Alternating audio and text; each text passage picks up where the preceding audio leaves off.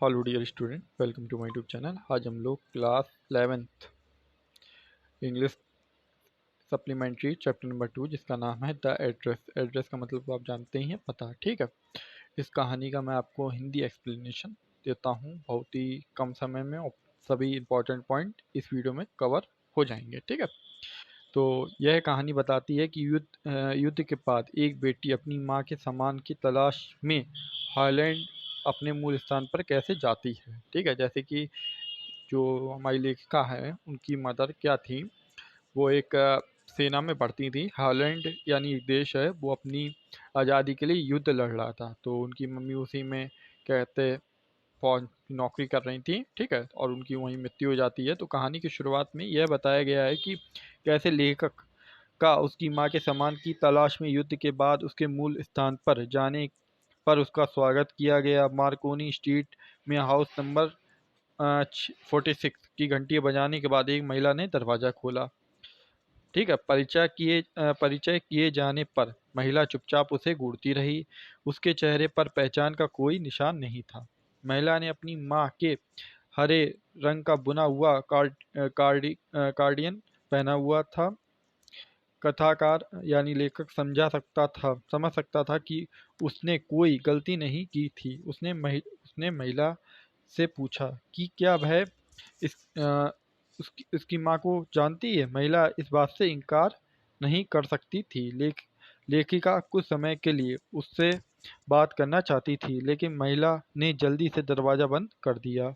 ठीक है, फिर कथावाचक यहाँ कुछ देर के लिए रुक गई और फिर वहाँ से निकल गई। इसके इसके बाद में खंडों में कथाकार के बीते दिनों की यादें प्रकाश में आ जाती हैं। उसकी माँ ने युद्ध के दौरान वर्षों पहले पता प्रदान किया था। वह कुछ दिनों के लिए घर चली गई। उसने देखा कि गहर की विभिन्न चीजें गायब थीं। उस समय उसकी माँ ने उसे श्रीमती डार्लिंग के नाम के बारे में बताया।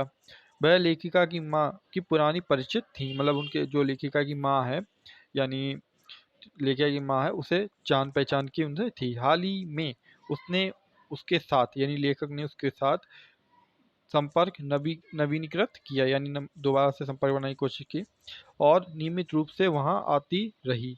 हर बार वह लेखिका के घर से जाती तो वह अपने साथ कुछ घर ले जाती। उसने बताया कि वह अपनी सभी सभी अच्छी संपत्ति बनाना चाहती है। अगले दिन कथावाचक ने देखा कि श्रीमती डार्लिंग एक भारी सूटकेस के साथ अपने घर से बाहर जा रही हैं। उसे श्रीमती डार्लिंग के चेहरे पर क्षणभंगुर झलक दिखाई दी। उसने अपनी माँ से पूछा कि क्या यह महिला बहुत दूर रहती है। उस समय कथावाचक की माँ ने पते के बारे में बताया, नंबर 46 मार्कोनी स्ट्रीट। युद्ध के कई दिन बाद कथाकार के पास इस बात का रिकॉर्ड रखने के लिए उत्सुक था कि अभी भी 46 नंबर मार्कोनी स्ट्रीट में होना चाहिए। इस इरादे से वह दिए गए पते पर गई। कहानी का समापन भाग कथाकार की दूसरी यात्रा का वर्णन करता है। जैसे कि कथाकार की पहली यात्रा कोई परिणाम नहीं निकला, मतलब वो बार बार गई लेकिन उसे कुछ मिला नहीं, कोई बात ही उससे नहीं कर रहा था। ठीक है, फिर दूसरी कहानी में क्या है, इसलिए उसने एक बार फिर जाने की योजना बनाई। दिलचस्प है, 15 साल की एक लड़की उसके लिए दरवाजा खोला। उसकी माँ घर पर नहीं थी, मतलब अब की बात, वो जब उस घर पे गई तो उसकी माँ घर पे थी नहीं, तो उसकी जो 15 साल की लड़की थी उसने दरवाजा खोला। कथावाचक ने उसकी प्रतीक्षा करने की इच्छा व्यक्त की। लड़की उसके साथ कमरे में चली गई। कथावाचक ने एक पुराने जमाने के लोहे के मोमबत्ती धारक को एक दर्पण के बगल में लटका हुआ देखा। ठीक है, जैसे नहीं पुराने जमाने में मोमबत्ती लगाने के लिए एक लोहे का स्ट्रीट होता है, वैसे ही। ठीक है, दर्पण यानी शीशा।